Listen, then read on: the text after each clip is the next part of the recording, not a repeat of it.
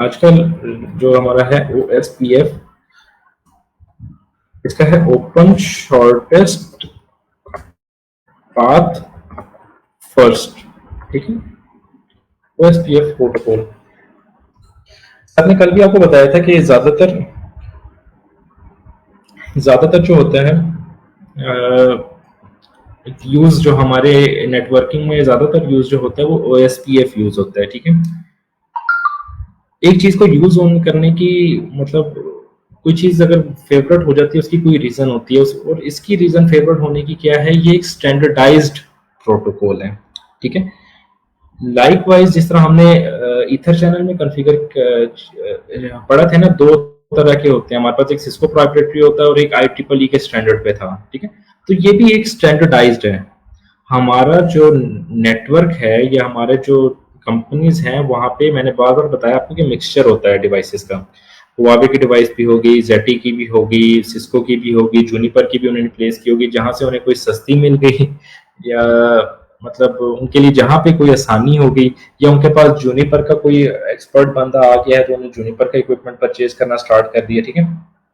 तो मिक्सचर को आपस में अब कॉन्फ़िगर कैसे करना है, तो वहां पे स्टैंडर्डाइज्ड जो प्रोटोकॉल्स होते हैं वो सबसे अच्छे होते हैं, क्योंकि वो आपस में उनकी कम्युनिकेशन करवा सकते हैं, ठीक है। तो OSPF क्या था, स्टैंडर्डाइज प्रोटोकॉल था। अगर एक सिस्को की डिवाइस है, एक हुआवे की डिवाइस है, तो ये आपस में कम्युनिकेशन कर सकते हैं दोनों पे, अगर OSPF रन हो रहा हो, ठीक है। और यही एक रीजन थी जिसकी वजह से काफी फेमस है और काफी मतलब यूज होता है in most of the areas in networking, ठीक है। तो इसकी कुछ करेक्टरिस्टिक है।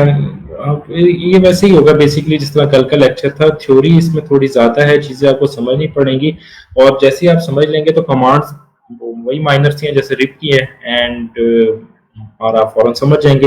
एक टर्म इसमें जरूर नहीं होगी जब हम कॉन्फ़िगरेशन कर रहे होंगे, और उसको पहले मैं यहाँ पर समझा भी दूंगा आपको। अच्छा, OSPF क्या करता है? तो मैंने सबसे इम्पोर्टेंट बात की कि ये जो है स्टैंडर्ड प्रोटोकॉल है, ठीक है। कम्युनिकेशन पॉसिबल हो जाती है with other devices as well. दूसरा ये है link state protocol. Last time जो हमने रिप पढ़ा था वो डिस्टेंस वेक्टर पढ़ा था, जिसमें क्या आता, नंबर ऑफ हॉप काउंट्स पे वो वर्क कर रहा था। यह लिंक स्टेट प्रोटोकॉल, ये लिंक जो इन बिटवीन द राउटर्स होगा, उसकी स्पीड पे हम इसको जो है ना वो वैल्यूज हमारे पास आ रही होंगी, और उसको देखते हुए फिर वो डिसाइड करेगा कि मतलब उसकी कॉस्ट क्या है और इसकी कॉस्ट क्या है। अगर गीगा का इथरनेट लगा हुआ है तो उसकी कॉस्ट क्या है, और अगर मेगा का लगा हुआ है तो फास्ट इथरनेट, उसकी कॉस्ट क्या है। उस कॉस्टिंग की बेस पे फिर वो चूज करता है अपने पाथ या लिंक्स के उसको कौन सा सूट करता है पाथ, ठीक है। तो ये लिंक स्टेट प्रोटोकॉल है जो कि करता है। तीसरा एक चीज और है, ये एक तो एल्गोरिदम है, डिकास्ट्रा एल्गोरिदम, डिकास्ट्रा इसको कहते हैं, AJKSTR डिकास्ट्रा एल्गोरिदम पे इसकी वर्किंग होती है। वो था हमारे पास डिप किस पे वर्क कर रहा था, बेलमन फोर्ड पे। इसकी वर्किंग क्या है, डिकास्ट्रा एल्गोरिथम पे। अब इसको अगेन कोई स्टार्ट करना चाहता है तो मतलब रीड आउट करना चाहता है तो वो इसको रीड आउट कर ले। और इसमें शॉर्टेस्ट पाथ फर्स्ट कैलकुलेट होता है, कौन सा पाथ शॉर्टेस्ट है, और इसका स्ट्रक्चर जो होता है वो ट्री स्ट्रक्चर होता है, ट्री की शेप में स्ट्रक्चर होता है इसका। अच्छा, नेक्स्ट हमारे पास क्या चीज आ रही है इसमें, नेक्स्ट हमारे पास इसमें चीज जो आ रही है वो है इसमें अनलिमिटेड हॉप काउंट्स होते हैं हमारे पास।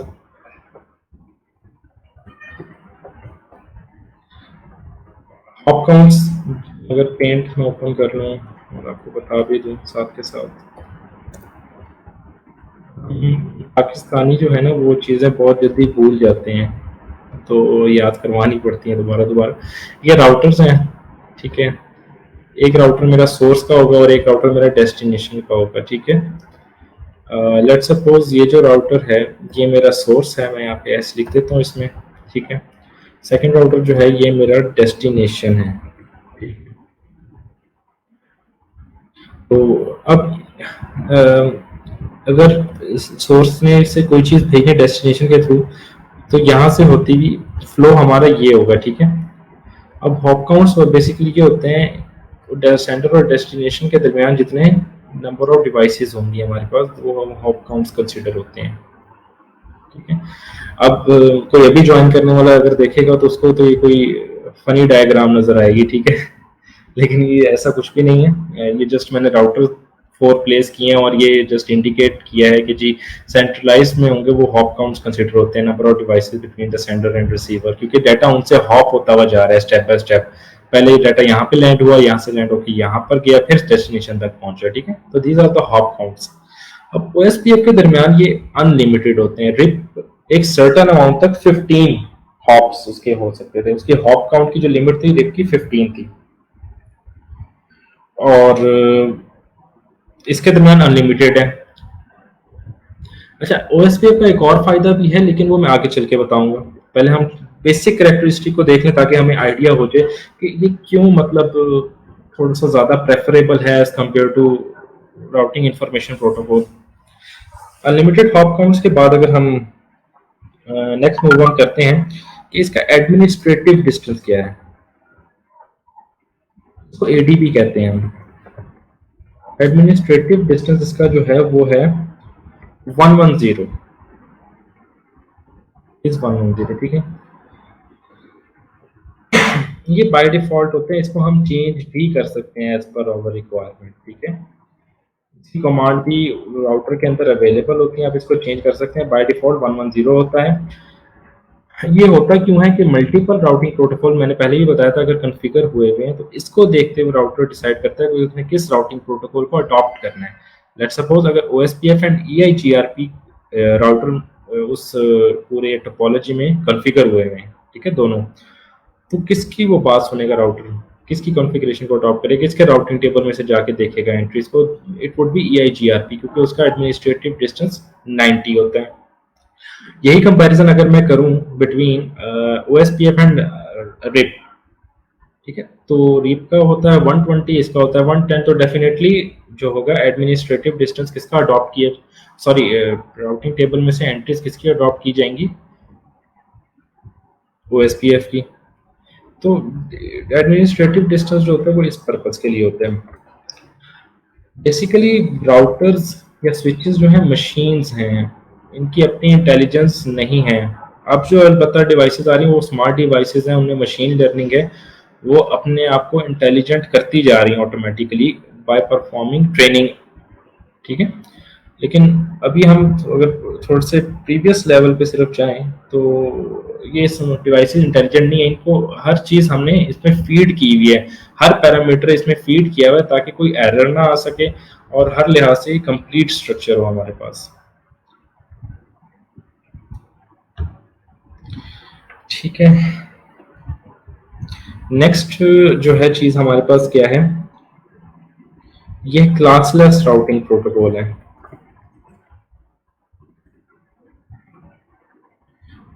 क्लासलेस राउटिंग प्रोटोकॉल का क्या मतलब है, बता सकते हैं कोई स्टूडेंट कमेंट सेक्शन में। हाँ बिल्कुल एग्जैक्टली, कुछ स्टूडेंट्स ने सही कहा कि सबनेटेड नेटवर्क पे वर्क करेगा। क्लासलेस मतलब विदाउट क्लास, हमारे पास क्लासेस कौन सी होती है by default, A B and C, ठीक है। उनके हमारे पास बाय डिफॉल्ट /8/16/24 टर्म्स को थोड़ा सा देख के ना उस पर गौर फिक्र किया करें और सोचा करें कि क्या हो सकता है उस बेस पे। एक होता है सिर्फ निशाना लगाना, एक होता है अंदाजे से निशाना लगाना, और एक होता है हवाई फायर करना। तो बेहतर है कि दरमियान वाली टर्म में रहा करें कि अंदाजे से निशाना लगा लिया करें लेकिन हवाई फायर ना किया करें। कुछ आपकी लॉजिक होनी चाहिए हर चीज के पीछे, एटलीस्ट लॉजिक लाजमी होनी चाहिए। तो मतलब ये वाकई सबनेटिंग को अलाउ करते हैं, सबनेटिंग अलाउड होती है इसमें। अब सबनेटेड आईपीज देंगे तो उसको भी ये मैनेज कर लेगा, इसके लिए कोई मसला नहीं है। फिर ये प्रोवाइड करता है the concept CPT, concept of area, ये इंपॉर्टेंट है। एरिया मतलब ये होता है कि मतलब कुछ मखसूस जगह हमारे पास हो। अब अगर मैं पेंट पे वापस चला जाता हूँ और इसको मैं डिलीट कर दूँ,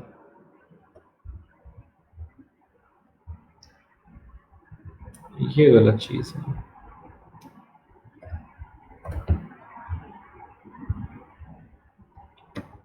अच्छा, वैसे ही खत्म कंट्रोल जी करके। हम्म, हम्म। हम रियल वर्ल्ड में भी देखते हैं तो हम किसी पोर्शन को देखते हैं छोटे से, तो हम उसको क्या कहते हैं, ये एक एरिया है, ये एक एरिया है, ठीक है, ये एक और एरिया है। इस तरह मतलब काफी सारे एरियाज होते हैं। तो इसमें भी कुछ हमारे पास ऐसा ही होता है, हम एरियाज क्रिएट कर सकते हैं, ठीक है। कोई हमारे पास नेटवर्क है, हम उस बड़े नेटवर्क को छोटे नेटवर्क में डिवाइड करके उसको एरिया वाइज हम डिवाइड कर सकते हैं, ठीक है। ये ओएसपीएफ के थ्रू हम कर सकते हैं और ये बहुत जबरदस्त फीचर है ओएसपीएफ का। अभी के लिए आप सिर्फ ये याद रखें कि अगर कोई आपके पास बड़ा नेटवर्क है, आप उसको एरिया वाइज डिवाइड कर सकते हैं।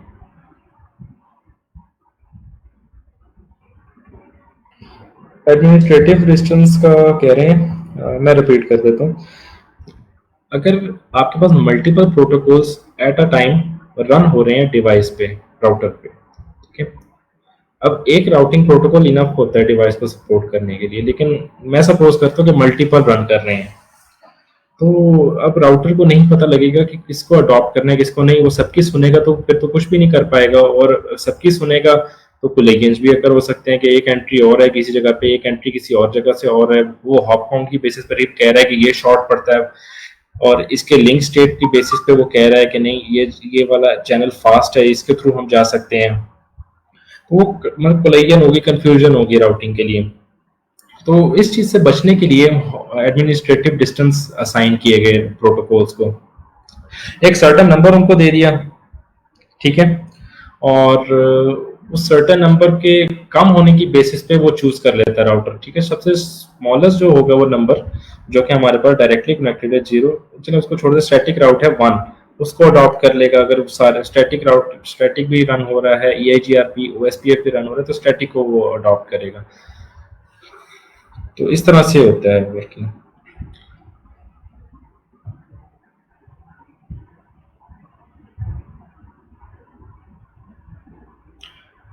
डीएमजीज में भी हाँ, वो एरिया वाइज हमने चीजें उसमें डिवाइड तो की होती है, लेकिन ये राउटिंग के पॉइंट ऑफ व्यू से हम देख रहे हैं। मॉड्यूल्स में नहीं, एरिया में हम डिवाइड कर सकते हैं। अभी हम एग्जांपल करेंगे तो आपको आइडिया हो जाएगा। कॉन्सेप्ट ऑफ एरिया है इसमें। अच्छा, इसका मैट्रिक जो है हमारे पास, यानी मेजरिंग यूनिट क्या है, उधर तो हॉप काउंट्स है हमारे पास, इधर लिंक की कॉस्ट होती है, लिंक स्पीड या लिंक कॉस्ट जो होती है हमारे पास। फास्ट ईथरनेट जो है उसकी क्या कॉस्ट है, फास्ट ईथरनेट की वैसे क्या कॉस्ट है, मैंने आपको टेबल में बताई थी, 19 होती है।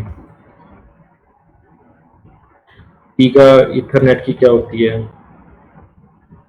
पुराने डिवाइसेस के हिसाब से आई थिंक 4 होती है। तो ये कॉस्टिंग होती है इस तरह से। कहीं भी फास्ट ईथरनेट आपको नजर आएगा, यहाँ पे कोई अगर राउटर है उनके दरमियान लिंक्स है, तो आप उन लिंक्स को वो प्लस कर देंगे उनकी वैल्यू को डेस्टिनेशन तक, तो उसकी कॉस्ट 38 होगी, जिस तरह स्पैनिंग ट्री में मैंने आपको बताया था। होपफुली आपको याद होगा।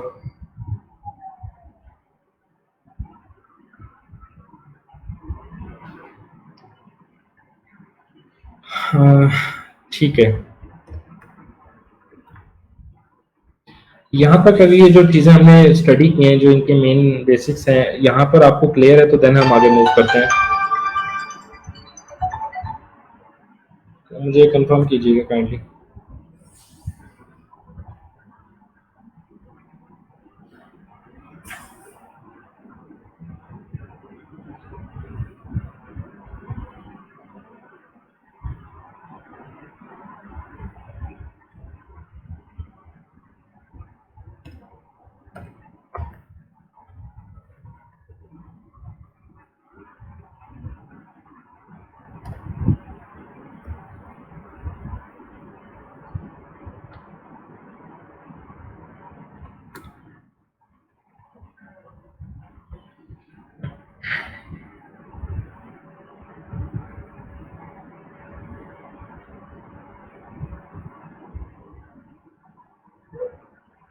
ठीक है।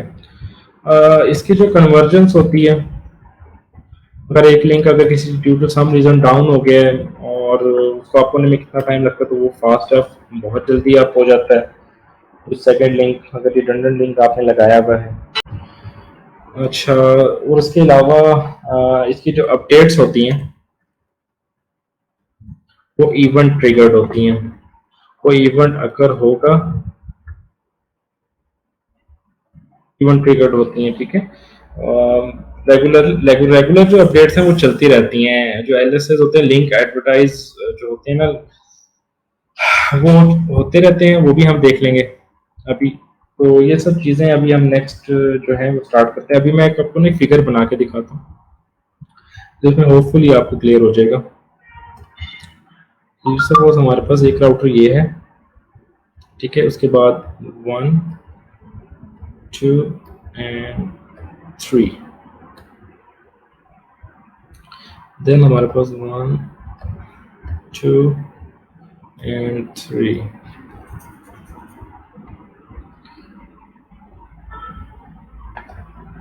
ओपन कर देते हैं।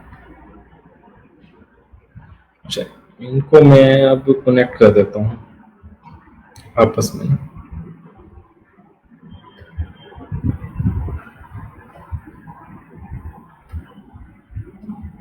सिमिलरली ये भी आगे कनेक्टेड है अदर राउटर्स के साथ।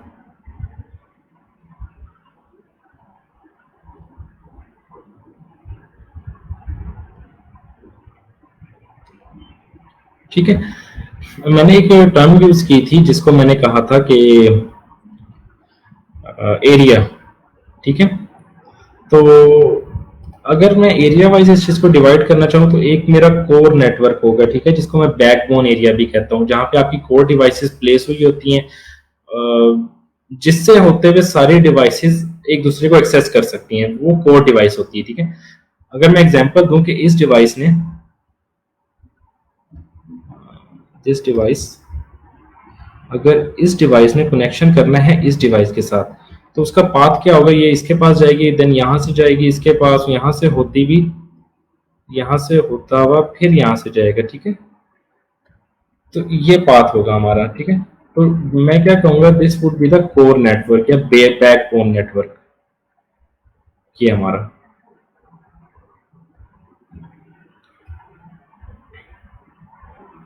ठीक है। ये बैकबोन कह लें या कोर एरिया कह सकते हैं आप इसको, ठीक है, क्योंकि इसके थ्रू ही सारी आपको पता प्रोपोगेशन हो रही है। किसी भी डिवाइस ने किसी को भी एक्सेस करना है, वो इसको लाजमी रीच करेगी, कोर नेटवर्क को या अपने बैकबोन को। अच्छा, सेकेंडली आपका ये है जी कि अब मैंने कहा था एरिया क्या होते हैं। जो डिवाइसेस जो आपस में कनेक्टेड नहीं है, ये देखें इसके साथ ये डायरेक्टली कनेक्टेड नहीं है, ये भी इसके साथ डायरेक्टली कनेक्टेड नहीं है। मेरे पास ये एक बड़ा नेटवर्क था, मैं कहता हूँ इसको डिवाइड कर देता हूँ मैं। तो दोबारा से कर लूँ इसको, तो मैं कर सकता हूँ कि दिस इज, मैं डिवाइड कर देता हूँ, मैं कहता हूँ ये मेरा एरिया 1 है, this is my area 2 and this is my area 3। मैंने एक बड़े नेटवर्क को क्या किया, डिवाइड कर दिया, उसे एक कोर नेटवर्क में बैकबोन एरिया बना लिया। ये एरिया 1 का मैंने इसे नाम दे दिया, एरिया 2 का नेम दे दिया और एरिया 3 का नेम दे दिया, ठीक है।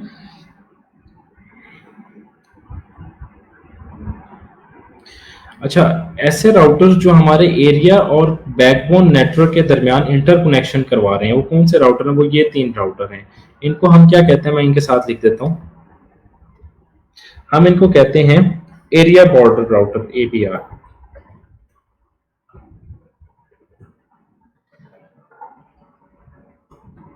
ऑल्सो नोन एज एबीआर, ठीक है। ये ऐसी जगह पे प्लेस होते हैं बिटवीन द कोर या backbone network and the areas, different areas जो हमारे पास होते हैं। अगर इसकी डेफिनेशन लिखूं मैं,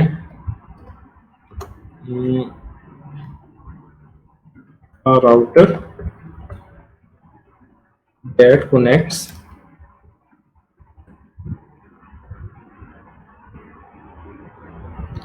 other areas to the backbone network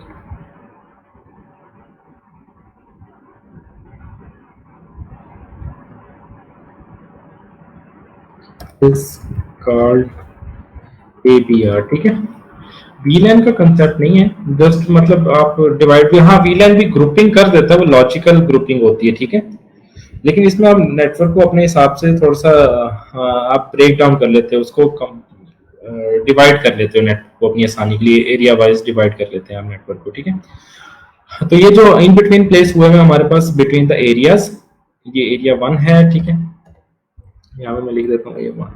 ठीक है, यहाँ पे मैं लिख देता हूँ A2 एरिया 2, एंड यहाँ पे मैं लिख देता हूँ कि एरिया 3 समझाने के लिए। यहाँ पे मैं लिख देता हूँ बैकबोन एरिया।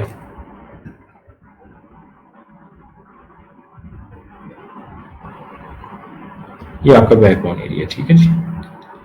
अच्छा, अब ये तो हमारा एक मतलब एंटिटी आ गई, एक मेरा ऑफिस था, वहां पे ये सारी सिचुएशन थी। ठीक है, अगर एक मेरा सिमिलर ऑफिस कहीं और हो, ठीक है, और वहां पर भी मेरे पास कोई राउटर प्लेस हुआ हो,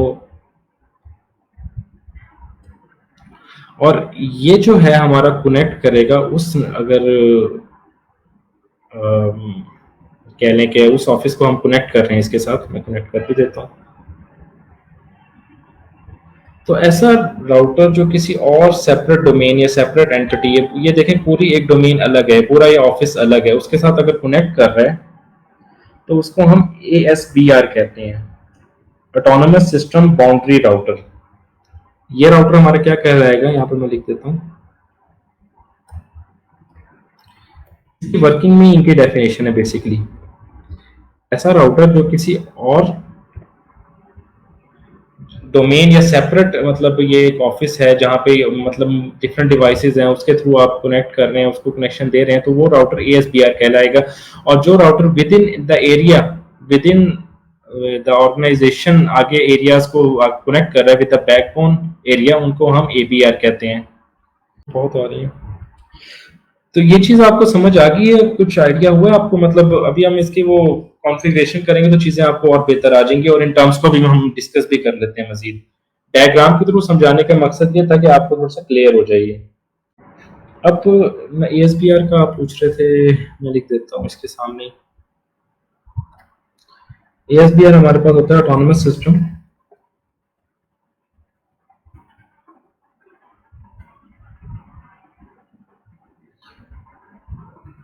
बाउंड्री राउटर।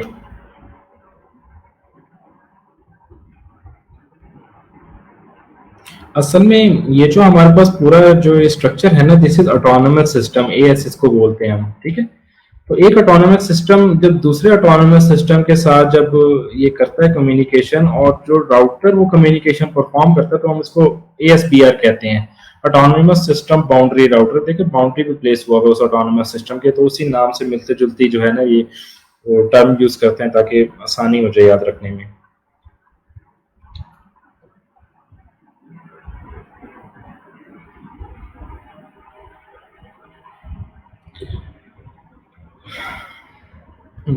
ठीक है, चलिए नेक्स्ट अब आगे चलते हैं, हम चीज़ों को मजीद देखते हैं। अच्छा, कुछ OSPF की टर्मिनोलॉजीज हैं, वो हम देख लेते हैं अब। तो टर्म्स अभी हम यूज भी करेंगे कॉन्फ़िगरेशन में, और मतलब जब कॉन्फ़िगरेशन करेंगे उस टर्म का आपको पता ही नहीं होगा, तो जाहिर सी बात है वो प्रॉब्लम करेगी, तो फिर उन चीज़ों को पहले ही मैं एक्सप्लेन कर देता हूँ। सबसे पहले आप एक वर्ड सुनेंगे लिंक का काफ़ी ज़्यादा, कि लिंक होता क्या है। ठीक है, तो a link is a network और router interface assigned to any given network. ठीक है, जब भी कोई इंटरफेस हमारे पास OSPF के प्रोसेस के दरमियान ऐड होता है तो उसको हम लिंक कहते हैं। जब भी हम OSPF के लिए परफॉर्म करते हैं, कोई इंटरफेस को हम ऐड करते हैं, तो वो लिंक फिर कंसीडर किया जाता है। मैं लिख भी देता हूँ, when an interface is added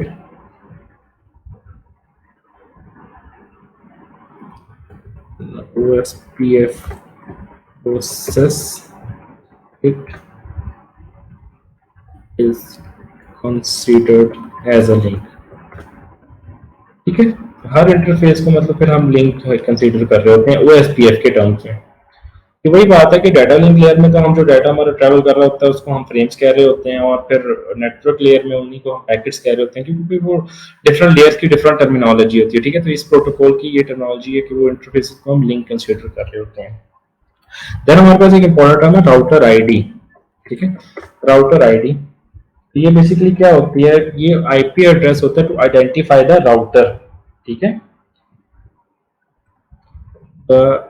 RID router ID is the IP address to identify the router।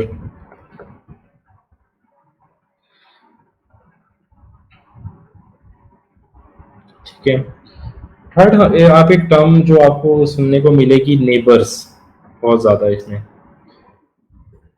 Neighbour क्या होता है,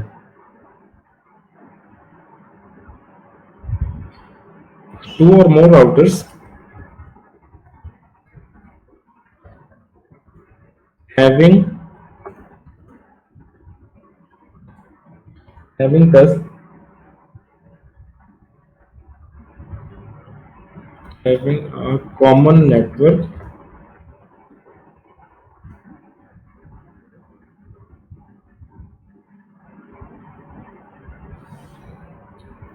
तो वो एक दूसरे के नेबर होंगे। कोई से भी दो राउटर जिनका कॉमन नेटवर्क होगा वो नेबर कंसीडर होंगे। जिस तरह के अब ये देखें, यहाँ पे अगर 1.1.1.1 है और यहाँ पे 1.1.1.2 है, दोनों सेम नेटवर्क पे हैं, तो ये दोनों आपस में नेबर कंसीडर होंगे। ठीक है, और इन नेबर्स को वेरीफाई भी कर सकते हैं, उसके लिए कमांड है शो CDP नेबर्स। तो जो उस राउटर के साथ डायरेक्टली कनेक्टेड होंगे सेम नेटवर्क पे, तो वो नेबर्स उनको शो भी कर देगा आपको। उसके बाद है एडजेसेंसी। एडजेसेंसी ये इंपॉर्टेंट है, ये टर्म आप अभी हम जब कॉन्फ़िगर करेंगे OSPF तो ये आपको नजर आएगी बार बार लिखी हुई। ये बेसिकली क्या है, रिलेशनशिप होता है between the two router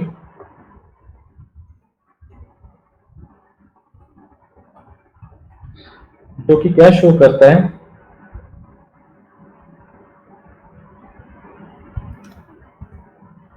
that permits the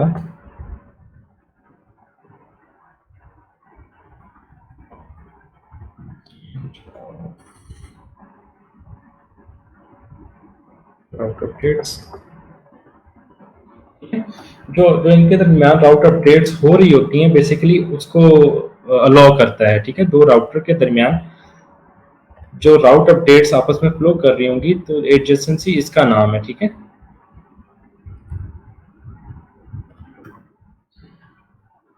उसके बाद तीन चीजें और हैं, है तो इसमें और भी बहुत सारी चीजें, लेकिन हम जो है इम्पोर्टेंट को देखेंगे। डेजिग्नेटेड राउटर भी बेसिकली होता है इसमें, बैकअप डेजिग्नेटेड राउटर भी होता है जिसको BDR कहते हैं। लेकिन हम करते हैं अभी हेलो पैकेट्स को, हेलो प्रोटोकॉल को डिस्कस कर लेते हैं।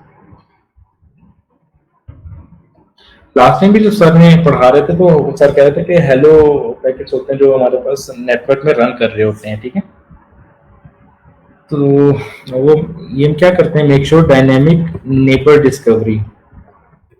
तो नेबर डिस्कवर होते हैं आपस में वो ड्यू टू हेलो प्रोटोकॉल्स होते हैं।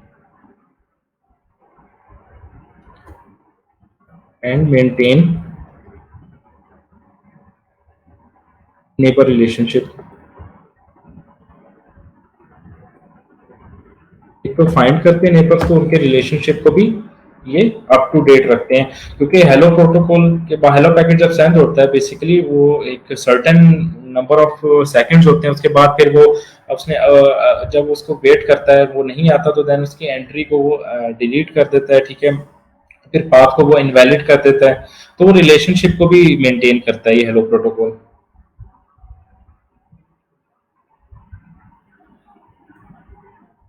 अच्छा, इसके बाद हमारे ना कुछ टेबल्स मेंटेन हो रहे होते हैं, ठीक है। ओएसपीएफ में हमारे पास एक तो नेबर्स का टेबल मेंटेन हो रहा होता है और दूसरा हमारे पास टोपोलॉजी का एक टेबल मेंटेन हो रहा होता है, ठीक है।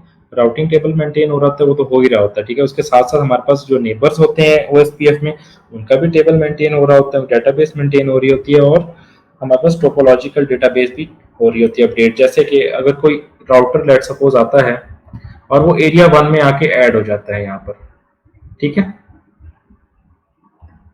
तो this is a topology update.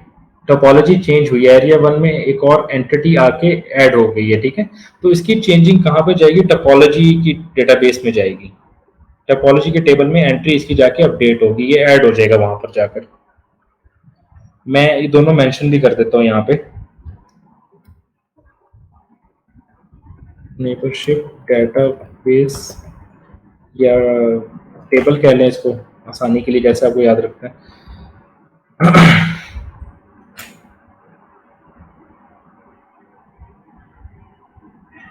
Neighbour discovery कौन करता है? हेलो प्रोटोकॉल करते हैं, ठीक है ना। तो इस it is a list of all OSPF routers for which hello packets have been sent, ठीक है। क्योंकि हेलो पैकेट्स के थ्रू ही नेबर डिस्कवर होते हैं, तो वो यही कह रहा है कि इसमें जो एंट्री वही आएगी जहां जहां हेलो पैकेट्स गए हैं। देन टोपोलॉजिकल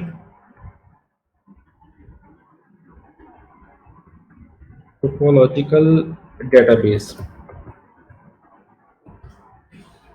देखिए, तीन तीन टेबल मेंटेन कर रहा है। एक तो राउटिंग टेबल तो मेंटेन हो ही रहा है, साथ साथ नेबर का भी टेबल मेंटेन हो रहा है और टोपोलॉजी का भी टेबल मेंटेन हो रहा है।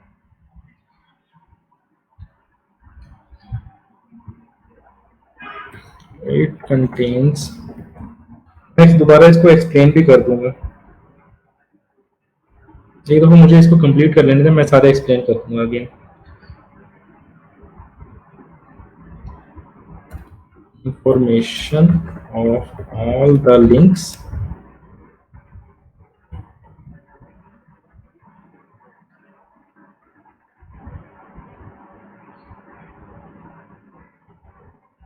all the LSA link state advertisement packets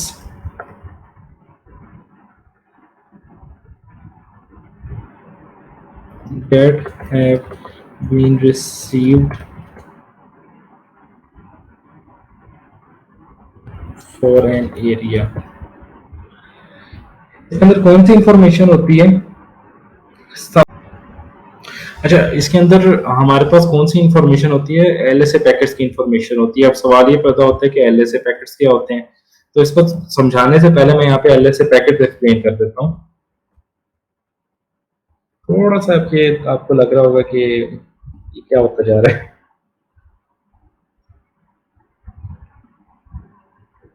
जो हमारे पास एलएसए पैकेट होते हैं, लिंक स्टेट एडवर्टाइजमेंट, ठीक है।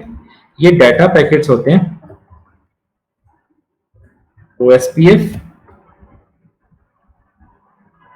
containing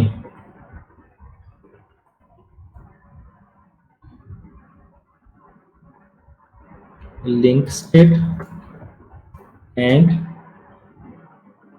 routing information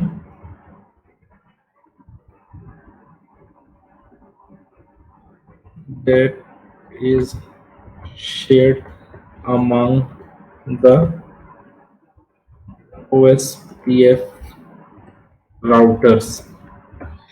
LSA packets हमारे पास ऐसे पैकेट्स होते हैं जिसके अंदर लिंक स्टेट की इंफॉर्मेशन होती है। लिंक स्टेट बेसिकली क्या होगा, हमारे पास क्या कॉस्ट आ रही है, ठीक है, और राउटिंग की इंफॉर्मेशन जो कि प्रोटोकॉल कैरी करता है, ठीक है, राउटर्स के दरमियान। ये वो डाटा पैकेट्स होते हैं हमारे पास, ठीक है, जो राउटिंग इंफॉर्मेशन को कैरी कर रहे होते हैं, ठीक है।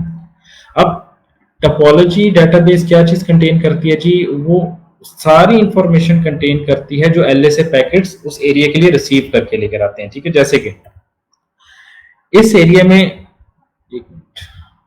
अगर मेरे पास लेट सपोज ये वाला जो एरिया है, यहाँ पर जो एलएसए पैकेट्स गए हैं और वहां से राउटिंग इंफॉर्मेशन उनके पास आई है, ठीक है, और लिंक स्टेट की जो इंफॉर्मेशन आई है, तो उस एरिया की जो ये सारी इंफॉर्मेशन होगी वो इस टोपोलॉजिकल डेटाबेस में जाएगी।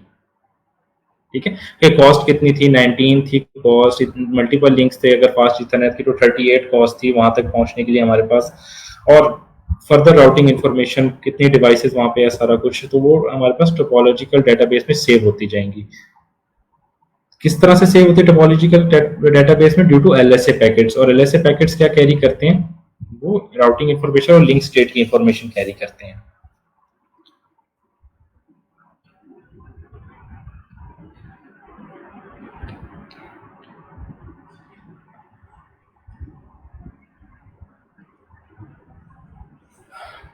हम्म, तो मैं इसको जूम कर देता हूँ, और मुझे बताइएगा अगर टर्मिनोलॉजी जितनी भी हमने पढ़ी है इसमें से कोई चीज़ क्लियर नहीं है तो आप वो पूछ सकते हैं।